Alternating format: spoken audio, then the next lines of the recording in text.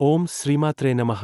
అందరికీ నమస్కారం. కర్కాటక రాశివారికి మే 8, 9, 10 తేదీల్లో బ్రహ్మాండమైన రాజయోగం పట్టబోతోంది.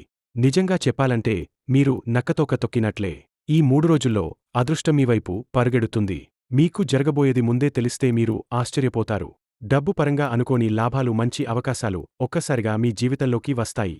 ఈ వీడియో మీకు కనబడింది అంటే అది కూడా ఒక గొప్ప సంకేతం. అదృష్టం ఉన్నవారికే ఈ వీడియో కనబడుతుంది. అదృష్టం ఉన్నవారే దీన్ని పూర్తిగా చూడగలుగుతారు. ఈ అదృష్టం ఏ దిశ నుండి వస్తుంది, ఎందుకు వస్తుంది, ఎలా ఉపయోగించుకోవాలి అన్నీ పూర్తిగా తెలుసుకోవాలంటే వీడియోని చివరి వరకు తప్పక చూడండి. అప్పుడే మేమేం చెబుతున్నామో మీకు పూర్తిగా అర్థమవుతుంది. వీడియో చూసే ముందు జై శ్రీరామ్ అని కామెంట్ చేయండి. అలాగే మీకు కొన్ని సమస్యలు కూడా ఉన్నాయి. అంటే నరదృష్టిపరంగా కావచ్చు. నా అనుకున్న వాళ్లే కొంచెం మీకు ఇబ్బంది పెట్టి బాధపెట్టడం, అలాగే నష్టాలు కలిగించే అవకాశం కూడా ఉంది. వాటి నుండి ఎలా బయటపడాలో, ఏం చేస్తే వాటి నుండి బయటపడతారో కూడా ఈ వీడియోలో మనం తెలుసుకుందాం. కొన్ని పరిహారాలు చేయడం వలన మీరు సమస్యల నుండి ఈజీగా బయటపడవచ్చు. కాబట్టి ఈ వీడియోని ఎక్కడ స్కిప్ చేయకుండా చివరి వరకు పూర్తిగా చూడండి. ఇక కర్కాటక రాశివారి విషయానికొస్తే మీరు చాలా అదృష్టవంతులు. మరియు కర్కాటక రాశివారు కష్టజీవులు. వీరికి చిన్న వయసు నుండే కష్టాలు అనేవి చాలా ఎక్కువగా ఉంటాయి. కాని వీరికి ఆస్తులు కూడా ఎక్కువగానే ఉంటాయి. స్థిరాస్తులు అంటే తండ్రి తరఫునుండై ఉండవచ్చు లేదా తల్లి తరఫునుండై ఉండవచ్చు. వీళ్లకి పిత్రార్జితానికి సంబంధించినటువంటి ఆస్తులు అనేవి ఈ కర్కాటక రాశివారిలో ఎక్కువ శాతం ఉంటాయి. మీరు గనక గమనించినట్లయితే 100లో 70% వరకు వీరికి ఉంటాయి. అయినా సరే వీరు చిన్నప్పటి నుండే వారి కాళ్లమీద వారు నిలబడేందుకు, సొంతంగా ఎదగడానికి ఎక్కువ ఆసక్తి కనబరుస్తారు. అలాగే వీళ్ల టార్గెట్ కూడా చాలా పెద్దగా ఉంటుంది. అంటే మేము మంచి పేరు ప్రఖ్యాతులు సంపాదించాలి, నలుగురిలో మాకంటూ ఒక హోదా, గౌరవ గుర్తింపు ఉండాలి, డబ్బు బాగా సంపాదించాలి, మంచిగా ఎదగాలి, నలుగురు మమ్మల్ని గౌరవంగా చూడాలి అనే తాపత్రయాలు వీరికి ఎక్కువగా ఉంటాయి. కాని దానికి తగినట్లుగానే వీరు చాలా శ్రమిస్తారు. విపరీతంగా కష్టపడతారు. మీరు ఏదైనా సరే ఒక టార్గెట్ పెట్టుకున్నారు అంటే అది అయ్యేదాకా నిద్రపోరు. ఆ టార్గెట్ కూడా పెద్దదిగా ఉంటుంది. ఒక మంచి పెద్ద ఇల్లు కట్టాలని, లేకపోతే స్థలాలు కొనాలని, లేదా బాగా సంపాదించాలని, లేదా ఒక బంగ్లా కావాలని, ఏదైనా సరే వాళ్ళ టార్గెట్ పెద్దదిగా ఉంటూనే ఉంటుంది. ఏది చేయాలన్నా అందరికంటే పై స్థాయిలో ఉండాలి అనే భావనతోనే వీళ్లు కష్టపడతారు. దాన్ని సాధించడానికి చాలా ప్రయత్నాలు చేస్తూ ఉంటారు. వీళ్ల ఆలోచనలు అన్ని పై స్థాయిలోనే ఉంటాయి. కాబట్టి దానికి తగినట్టుగా ఒక కష్టం కూడా ఉంటుంది. అయితే ఇవన్నీ కూడా వారు తమ కోసం, తమ కుటుంబం కోసం చేసేటటువంటి పనులు కాబట్టి దానిలో కూడా ఎంతో ఇష్టంగా ఉంటారు. చేసే పనిని ఎంతో ఇష్టపూర్వకంగా చేస్తారు. శ్రమను కూడా ఎంతో ఆనందంగా అనుభవిస్తారు. వారికోసం చేస్తున్న కష్టం కాబట్టి ఎంత కష్టమైనా సరే నా అనుకున్న వాళ్ల కోసం చేస్తున్నాను అనే భావనతో ఈ కర్కాటక రాశివారు చాలా ఇష్టపడతారు. ఆకాశాన్ని అందుకోవాలి అన్న తపన వీరికి ఎక్కువగా ఉంటుంది. దానికోసం వీళ్లు రేయింబవళ్లు కూడా కష్టపడుతూ ఉంటారు. ఒక్కోసారి తినడానికి కూడా టైం ఉండదు. నిద్రాహారాలు కూడా మానేస్తారు. ఒక్కొక్కసారి రాత్రంతా కష్టపడే సందర్భాలు కూడా వీరికి లేకపోలేదు. అలాగే ఉదయాన్నే లేచి మళ్లీ తమ పనులు చేసుకునే పరిస్థితులు కూడా ఎక్కువగా ఉంటాయి. కాని వీళ్లు మాత్రం ఏమాత్రం టెన్షన్ పడరు.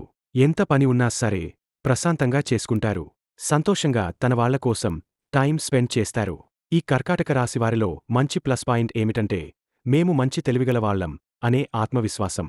ఈ రాశి వారికి తెలివితేటల్లో తిరుగులేదు. నెంబర్ 1 తెలివితేటలు వీరి సొంతం. వీళ్లు ఎంత పనైనా ప్రశాంతంగా చేసుకుంటారు. టెన్షన్ పడితే మార్గం దెబ్బతింటుంది అనే సత్యం వీళ్లకు బాగా తెలుసు.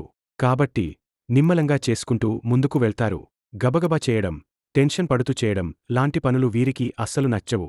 కర్కాటక రాశివారి తెలివితేటలు, ప్లానింగ్స్ అన్నీ చాలా క్లియర్గా ఉంటాయి. ఏ పని చేయాలన్నా ముందే అద్భుతంగా ప్లాన్ చేసుకుంటారు. అయితే ఒక్క సమస్య, కొన్నిసార్లు కోపం ఎక్కువగా ఉండటం. ఆ కోపం వల్ల ఎదుటివారికి బాధను కలిగించేలా మాట్లాడే అవకాశముంటుంది. దాంతో వాళ్లు మన మనస్సును అర్థం చేసుకోకపోయినా మన మాటలు మాత్రం ఖచ్చితంగా గుర్తుపెట్టుకుంటారు. ఇలా జరిగితే వాళ్లు మనపై కక్ష పెంచే అవకాశం ఎక్కువగా ఉంటుంది. అందుకే ఎంత తెలివిగలవాళ్లం అయినా సరే జనంతో ఉన్నప్పుడు కోపాన్ని కంట్రోల్ చేయాలి. చెప్పేదేమైనా సరే సునాయాసంగా, ప్రేమగా చెప్పాలి. అలా చేస్తే ఎదుటివారి దృష్టి మనమీద పడదు. లేకపోతే మనం పెద్ద స్థాయిలో ఉన్నా ఎదుటివారు చిన్నవాళ్లైనా మన మాటల వల్ల వాళ్ల మనసుని గాయపరచవచ్చు. కావున చాలా జాగ్రత్తగా వ్యవహరించాలి. ఇక వచ్చే 3 రోజులు ఈ రాశివారికి చాలా బిజీగా మారనున్నాయి. దూర ప్రయాణాలు జరగవచ్చు. విమాన ప్రయాణాలు ఉండే అవకాశముంది. కొత్త బిజినెస్, ఉద్యోగం లేక ఇంకేదైనా కొత్త ప్రయత్నంలో మీరు చురుగ్గా పాల్గొంటారు. దానికి సంబంధించి ప్రయాణాలు కూడా జరుగుతాయి. ఇక పౌర్ణమి రాబోతుంది కాబట్టి ఏదైనా ప్లాన్ చేస్తున్న ప్రయాణమైతే పౌర్ణమిలోపే పూర్తి చేసుకోండి. ఎందుకంటే పౌర్ణమి తర్వాత ప్రయాణాలు అంతగా ఫలితం ఇవ్వకపోవచ్చు. ఎందుకంటే పౌర్ణమి తర్వాత వచ్చే గడియలు దూర ప్రయాణాలు చేయడానికి అంతగా అనుకూలం కావు. కాబట్టి పౌర్ణమి తర్వాత ప్రయాణాలు ఉంటే వాయిదా వేసుకోవడం మంచిదే. మరి తప్పదనుకుంటే మాత్రమే వెళ్లడం మంచిది. ఇక రాబోయే 3 రోజుల్లో కర్కాటక రాశివారు కొంత సమయాన్ని ఫ్యామిలీతో ప్రశాంతంగా గడిపే అవకాశముంటుంది. ఇష్టమైన ఆహారం వండుకోవడం, తినడం, ఫ్యామిలీతో సరదాగా కాలక్షేపం చేయడం ఇవి చాలా ఆనందంగా సాగుతాయి. ఈ రాశి వ్యక్తులు కుటుంబాన్ని బాగా చూసుకుంటారు. మీరు ఎంత బిజీగా ఉన్నా కూడా కుటుంబానికి టైం ఇస్తారు.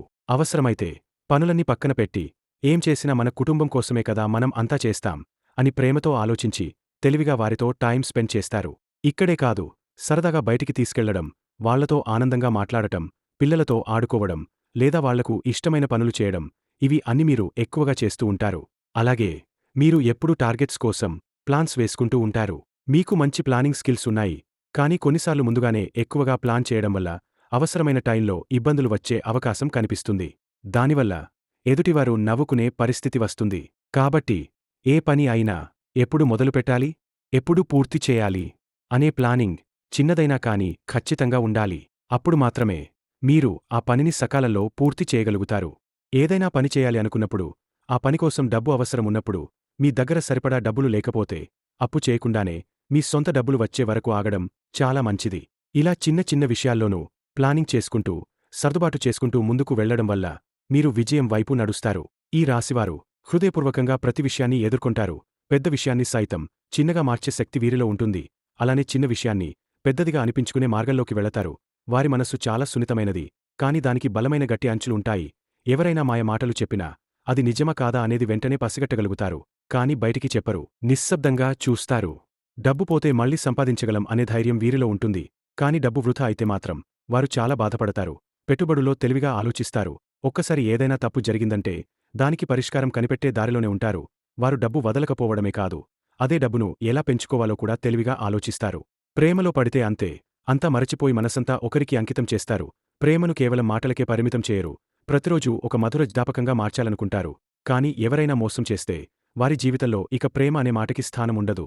వారు ప్రేమను ఎంతలా నిబద్ధతగా చూస్తారో దూరమవ్వాల్సి వచ్చినప్పుడు ఆ బాధను అంతే నిశ్శబ్దంగా భరిస్తారు. అదృష్ట సంఖ్య 2. తెలుపు మరియు నీలం రంగులు మీకు శుభదాయకం. చెక్కపలకలపై తయారైన వస్తువులు ఈ రోజు మంచి ఫలితాలు ఇస్తాయి. మధ్యాహ్నం 12 నుంచి 3 మధ్య చేపట్టే పనులు శుభప్రదం. ఇలా ముందుగానే ఆలోచించి తెలివిగా వ్యవహరించగలిగితే జీవితంలో మీకు తిరుగే ఉండదు.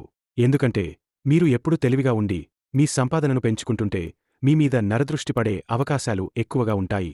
వీరెవరో చూసి వాళ్ళు ఎంత అందంగా ఉన్నారు, ఎంత బాగా సంపాదిస్తున్నారు, వాళ్లకు ఎప్పుడూ అదృష్టమే కలిసి వస్తోంది, మేమెంత కష్టపడినా వాళ్ల స్థాయికి రాలేకపోతున్నాం అని కొంతమంది ఈర్ష్యతో చూస్తారు. ఇలాంటి భావాలతోనే మీమీద నరదృష్టి ప్రభావం ఏర్పడుతుంది. దానివల్ల మీకు చిన్న చిన్న అనారోగ్య సమస్యలు వస్తాయి. ఉదాహరణకి కాళ్ల నొప్పులు, లైట్గా తలనొప్పి, వికారంగా ఉండటం, కళ్లతిరుగుడు వంటి లక్షణాలు కనిపించవచ్చు. ఇవి ఎన్నిసార్లు మందులు వాడినా తగ్గడం కష్టమే. ఎందుకంటే ఇది శరీర సంబంధిత సమస్య కాదు, నరదృష్టి ప్రభావం. కాబట్టి అప్పుడప్పుడు ఇంట్లో మీరు దృష్టి తీసుకుంటూ ఉండాలి. మీకు పెద్దవాళ్లు ఉంటే వారిచేత రాళ్ల ఉప్పు, ఎండుమిరపకాయలు, నిమ్మకాయ, ఆవాలు లేదా కోడిగుడ్డు వాడి దృష్టి తీయించాలి. అలాగే నలుగురు నడిచే దారిలో ఉండే మట్టిని తీసుకుని ఆ మట్టితో దృష్టి తీసుకోవడం కూడా చాలా శక్తివంతమైన ప్రక్రియ. ఇది పూర్వంలో పెద్దవాళ్లు కూడా ఆచరించేవారు. ఇది సాధారణమైన అనుభవం కాదు, బలమైన దృష్టిని తొలగించే ప్రక్రియ. అలాగే మీ ఇంటిమీద, ఇంటి యజమానిమీద పొరుగువాళ్లు, బంధువులు ఈర్ష్యతో నవ్వుతూ ఉంటారు. కాని మీరు మాత్రం వారి మాటలపై దృష్టి పెట్టకుండా మీ శ్రేయస్సు కోసం జాగ్రత్తలు తీసుకోవాలి. కొంతమంది మన పక్కవాళ్లే, మన బంధుమిత్రులే అయినా మనం బాగుండటం చూడలేరు. మనతో నవ్వుతూ మాట్లాడినవాళ్లే మన లైఫ్లో మంచి జరుగుతుంటే లోపల అసూయతో బాధపడుతుంటారు. మీరు ఎదుగుతున్నప్పుడు, మీకు పేరు, గౌరవం వస్తున్నప్పుడు వాళ్లు సంతోషించకుండా బాధపడతారు. ఒకవేళ మీరు వాళ్లకి ఏదైనా సహాయం చేయకపోతే ఆ విషయాన్ని మనసులో పెట్టుకుని వీడికి ఇలానే జరగాలి అని లోపల మనస్సులో కోరుకుంటారు. మీ ఎదుగుదల వాళ్లకి బాధగా అనిపించి మీరు పడే కష్టాల్లో వాళ్లకి సంతోషం కనిపిస్తుంది. ఇలాంటి సమయంలో నరదృష్టి ప్రభావం చాలా తీవ్రంగా పనిచేస్తుంది. కర్కాటక రాశివారు రాబోయే రోజుల్లో కాస్త జాగ్రత్తగా ఉండాలి. దృష్టి తక్కువ చేయాలంటే కొన్ని పరిహారాలు పాటించడం మంచిది. గోమాతకి ఆకుకూరలు లేదా పచ్చగడ్డి తినిపించడం మంచిది. లేదా మీరు గోశాలలో ఏదైనా దానం చేయవచ్చు. నల్ల నువ్వులు దానం చేయడం, మీకు తెలిసిన చిన్న పిల్లలకి ఏదైనా సహాయం చేయడం ద్వారా పుణ్యఫలం వస్తుంది. ఇలా చేసినప్పుడు దృష్టి దోషాలు తొలగిపోతాయి. మీ ఇంట్లో మీకు కుదిరినప్పుడల్లా ఒక బ్రాహ్మణుని పిలిచి స్వయంపాకం ఇవ్వడం ద్వారా శుభఫలితాలు లభిస్తాయి. శనివారం రోజున నల్లబట్టలు దానం చేయడం ద్వారా శని దోషం తగ్గిపోతుంది, దృష్టి ప్రభావం కూడా తగ్గుతుంది. చిన్నపిల్లలకు నల్లదుప్పటి లేదా నల్లబట్టలు ఇచ్చినప్పుడు అది మంచి ఫలితాన్నిస్తుంది. గోమయంతో ఇంటి తలుపుల దగ్గర బొట్టు పెట్టడం వలన ఇంట్లోకి నెగటివ్ శక్తులు ప్రవేశించవు.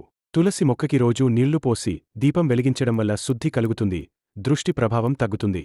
ఉదయం బయటికి వెళ్లే ముందు ఒక నిమ్మకాయ మీద నల్ల చుక్క పెట్టి బయట రోడ్డు మీద పడేయడం మంచి పరిహారం. మంగళవారం లేదా శనివారం రోజుల్లో హనుమాన్ చలీసా పఠనం చేయడం మనస్సుని, శరీరాన్ని రక్షిస్తుంది. ఒక చిన్న నల్ల చిప్పలో ఉప్పు, నల్ల శనగలు, ఎండు మిరపకాయలు వేసి 4 సమయాలలో దృష్టి తీయాలి. అప్పుడు ఆ చిప్పను బయట పారేయాలి. నరసింహస్వామిని పూజించడం కూడా దృష్టిని తొలగించే శక్తివంతమైన మార్గం. చేతికి నల్ల నూలు కట్టడం వల్ల లేదా నల్లని గాజులు ధరించడం వల్ల నరదృష్టి ప్రభావం తగ్గుతుంది. పిల్లల బెడ్ దగ్గర తులసిమాల ఉంచితే వారికి రక్షణ కలుగుతుంది. ఒక మాటలో చెప్పాలంటే ఈ రాశివారికి ఈ కాలంలో అదృష్టం విపరీతంగా పనిచేస్తుంది. చదువులో ఉన్న విద్యార్థులకు ఇది మంచి సమయం. పరీక్షల ఫలితాల విషయంలో సంతోషకరమైన, ఆనందకరమైన వార్తలు వినే అవకాశాలున్నాయి. ఇంకా కొంతమందికి సంతాన విషయంలో చిన్న ఇబ్బందులు తలెత్తవచ్చు. ఆలస్యంగా సంతానం కలిగే అవకాశం ఉంది. కొంతమంది పిల్లలు అనుకోకుండా మొండితనంగా మారే అవకాశం ఉంటుంది.